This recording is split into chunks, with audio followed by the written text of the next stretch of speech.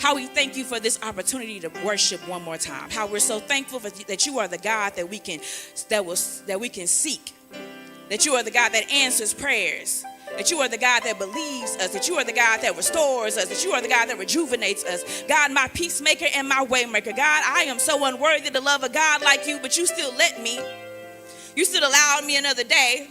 I got here safely, God, and if I don't do anything else today, God, I'm going to praise your name. So the preacher is already tiny, Lord, so shrink me just a little bit more so that all they see is you and me. Let my words just be a reflection of the God that you are. And in your precious name, I pray. Amen. The story of David and Goliath isn't unfamiliar to many of us in the room. Many of you have probably heard this story your whole life since Sunday school. The Philistines and the Israelites are at war. The Philistines have settled into Soka and Saul, and Saul and the Israelites have gathered in Eli, both on opposite sides of the mountain with just a valley between them. Right now, there isn't a clear winner of the war at the moment. The tensions are building. Then suddenly in 1 Samuel 17, chapter 4, we meet Goliath. The text says Goliath is 4 cubits in a span. Now, as you all know, we don't use this standard of metric anymore, so I had to do a little research. The commentaries and the academics and all those in between place Goliath at about 9 to 10 feet. So for reference, I'm a staggering 5'2" and a half. Oh, I said staggering. Goliath would have been 2 of me without the heels. Okay, so maybe I'm not a good reference because I can't see the top of my fridge. A better reference would be Zach Enby of the Memphis Grizzlies, the tallest player in the NBA, and a close second would be Victor Wemby of the San Antonio Spurs, who stands at 7 feet 3 inches. Maybe some of y'all remember Andre the Giant, but he came in at just 7 feet 4 inches. What about former pro wrestler The Big Show? Well, he was just 7 feet. The tallest man in recorded history, Robert Wadlow, his final height came in under just 8 feet 11 inches. And so of all the people I named, they would still fall at least 2 feet beneath Goliath. Goliath was a big problem.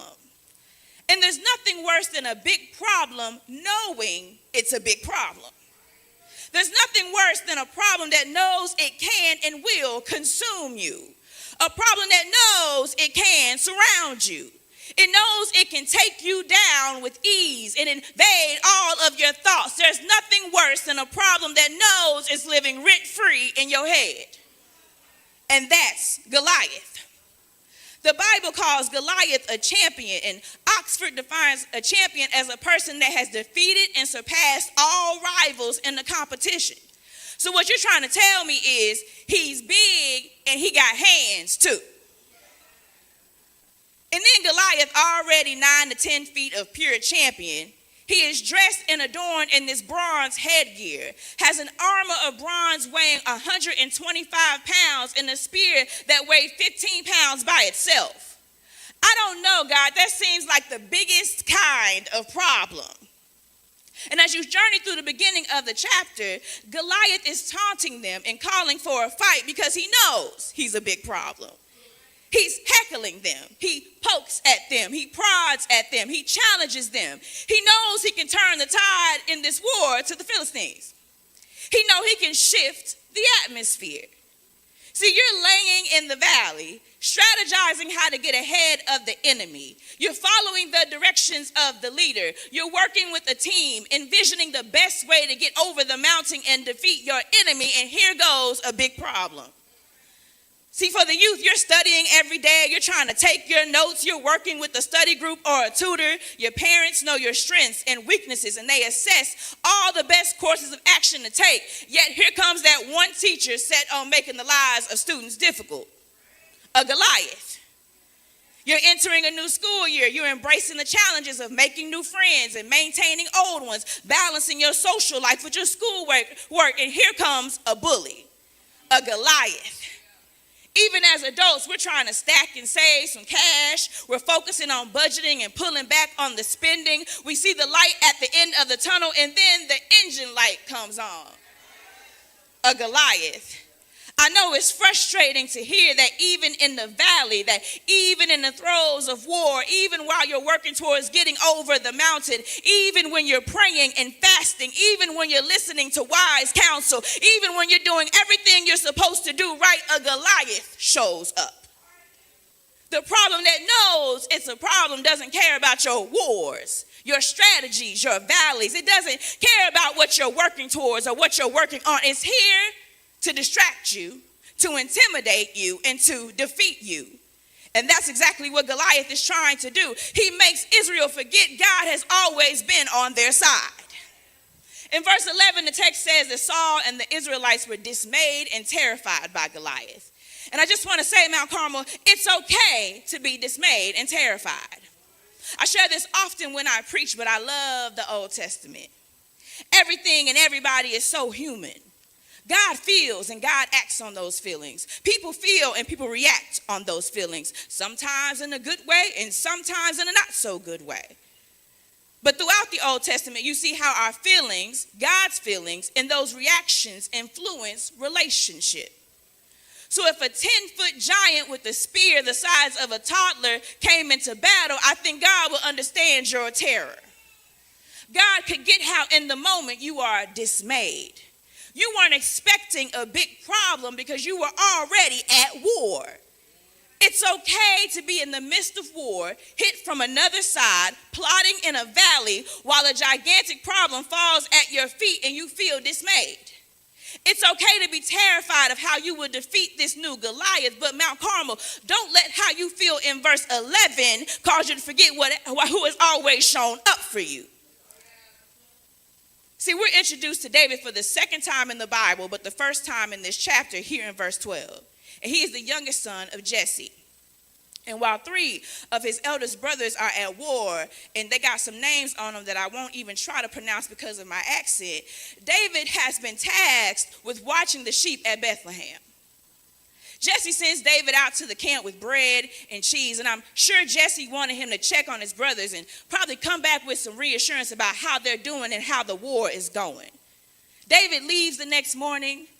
He leads the sheep to a keeper. He gathers the provisions. He heads to the camp, and as he arrives, it is army against army. They are at the battle lines shouting war cries, and as he greets his brothers, Goliath comes out and challenges everyone to single combat to end the war. The same speech he's been giving for the last 40 days and 40 nights. Now the Israelites run away whenever Goliath speaks. See, they keep retreating back to the valley.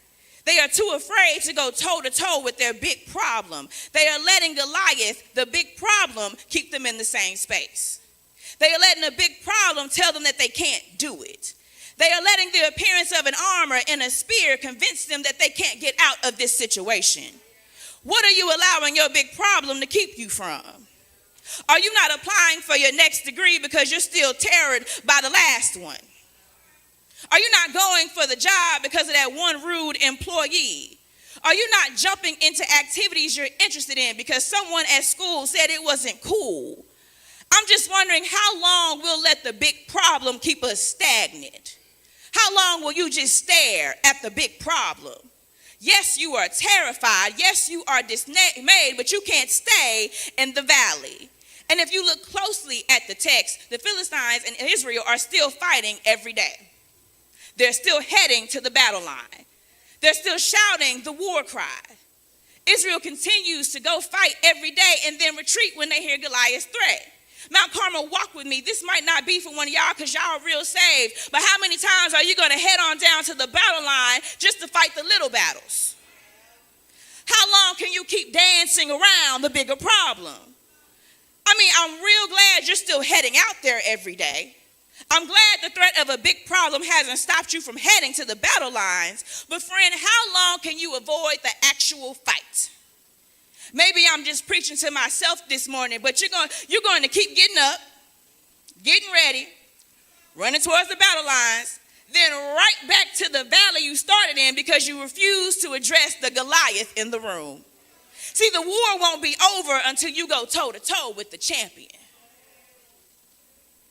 And maybe this is why God chose to anoint David in 1 Samuel 16, because when David hears these threats, and these promises, he doesn't take off running.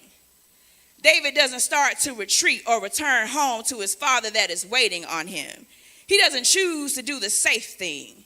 He doesn't ask if there's another way they can solve the big problem. No. Instead, David starts to inquire, well, what's the reward if I take him out? Maybe it's because David hasn't had to tarry in the valley for the last 40 days and 40 nights. Maybe because he hasn't been on the war lines with his brothers and fellow countrymen, he doesn't understand the threat. Maybe it's because he hasn't seen the big problem up close. You know, sometimes you got to put on your glasses to see what's right in front of you. David, I'm trying to tell you, he's 10 foot tall. He's adorned in armor that probably weighs more than you. He decides that he's still going to challenge the champion himself. He starts to ask, well, when I get this victory, what do I get? Because this isn't the David that wrote some of the Psalms yet. But this is the David that knows God chose him for something. And this David is disgusted that they are cowering to someone who has the audacity to defy the army of the living God. See, sometimes, Mount Carmel, you've got to look whatever it is in the face and remind them you can't defy a soldier of the living God. You don't get to intimidate somebody in service to the living God. You don't get to bully me. You don't get to run me back off to the valley. You don't get to make me feel small. You don't get to change my outlook on this war. Do you know whose I am? Do you know who I serve? I will not allow you to defy the armies of the living God. David's questions, his confidence, they upset his elder brother Eliab. His own brother questions why he is even there to begin with. Because see, even if they know you, it doesn't mean they won't doubt you. Just because they love you doesn't mean they won't question you. They can be close to you and still confused by you. They might know you're anointed and still ask, well, why are you here? See, the readers have only met David a chapter before. We know who David is now. We don't know who David is on the battlefield. Why are you here is not a crazy question to ask. See it from the soldier side for just a second. We've assessed the big problem. We've been living with the big problem. We've seen it terrorize us. We've watched this big problem loom and look over us with this condescending stare. This big problem has stood at their battle lines time and time again and reminded them that it couldn't be defeated. So who are you, David, to assume you can now solve our big problem? You're not even familiar with the problem. You haven't done any work. You haven't sat here with us figuring out how we'll defend our land and our people, David. Who are you to look at my big problem in the face and tell me you're the one who can fix it? And I know we've all been there. People with opinions on how you can get over it, and they don't know how long you've been under. You are telling me how to get through, and you have no idea how long I've been stuck. Your intentions are probably so pure, but you have all this commentary about a big problem you haven't had to face. All this time, I've been fighting this big problem on my own. Well, where were you then? You don't think we've tried this? You don't think we've spent hours mulling over solutions, and here you come believing you can defeat our big problem? Somebody has had to sit up in a church meeting full of suggestions that the church done already tried or denied. You sat in a work meeting and the newest guy thinks he can solve a decade-long culture issue. You're wrestling with depression and somebody tells you to go for a walk, but getting out of the bed is the hardest part of your day. You don't think I've tried to wrestle this big problem before? But that doesn't stop David. Because when you know God has willed you for something, you have to go. David doesn't have time for the doubts of others. Even after all that pushback from his brother, he approaches Saul and Saul says, "You're too young for this fight." Goliath has been a warrior his whole life. Goliath is a champion, and David, you're just a shepherd. My first point for you this morning is don't let somebody else tell you what God has willed you to do. David has to inform Saul just what a shepherd could do. Sometimes you've got to remind people what God has made you capable of. You've got to be able to tell people your resume. David tells him, I'm not just a shepherd. When the bear comes for my flock, I rescue the lamb from its mouth. And when that bear turns its anger towards me, I'm the one who strikes it down and kills it. David has to let Saul know, I've wrestled and been the victor over lions and tigers and bears. Oh my. I am a protector. I go on the offense to protect my sheep. I am a hunter. And the same God that skilled me as a shepherd will skill me as a soldier. See, Saul got caught up on a title. Saul got caught up on what he thought the title entailed. And sometimes, Mount Carmel, we're the Sauls. We get caught up with what we think people are doing. We get caught up in what we think looks like a weakness. We get caught up in what everyone else is doing wrong. We get caught up in being the naysayer instead of the hype man. We have decided that if all you've been is this, you can never be that. And since it's Youth and Children's Day, I have to ask, who would our children be if we hyped them up? If we had a megaphone for their wins and strengths instead of harping on where we think they aren't equipped? Who would your co-workers be if you encourage them instead of discourage them? What kind of church would we be if we looked and loved on the good, if we looked and loved on what could be instead of focus on what we think always has been? You got to ask yourself the next time you walk into a church, am I going to be a naysayer or your champion? I got to pose this question today. If we refuse to look for the God in people, how will they find it in themselves? How will the God in them be affirmed? How will the God in them grow if we, the people of God, are the ones doubting the people of God? So as David recounts to him just who he is, David reminds him that if God will protect him from lions and bears in the wilderness, what has you to believe this God won't protect him from Goliath? David stresses his valley may have looked different, but he's been in a valley before. You aren't the first big problem I've faced. I've had some challenges. I've seen bad days. I've lost some friends. I've lost families. I've lost my mind. I've lost a job. I've had some bad grades. I've had some even worse days. It may not be the valley you're currently in, but I've been in a valley. And I've always been able to call upon that one to rescue me. It's always been God that brought me through. It's always been God that got me out. It's always been God that placed me on my feet. It's always been God that protected me. So don't look at me and tell me that just because my valley is different and I am less familiar, don't tell me that this valley is tougher than I know. Don't tell me that my youth or lack of experience means I can't relate to this valley. At the end of the day, I haven't met a valley a God couldn't take me out of yet. Once you hear what God has brought me from, you can't tell me God won't save me again. And how can Saul argue with that? Saul has to relinquish and send David into battle, but first he tries to place his tunic, his armor, and his helmet on David. David takes the armor off and says, I can't go in these. I'm not used to them. My second point today is we are not meant to go into battle in someone else's clothes. We aren't meant to fight for ourselves dressed in other people's suggestions. I can't do what God called me to do in the outfit God called you to do your calling in. It don't fit the same. I can't move the same. If the scripture says that God has made us all uniquely, then your armor will never fit me properly.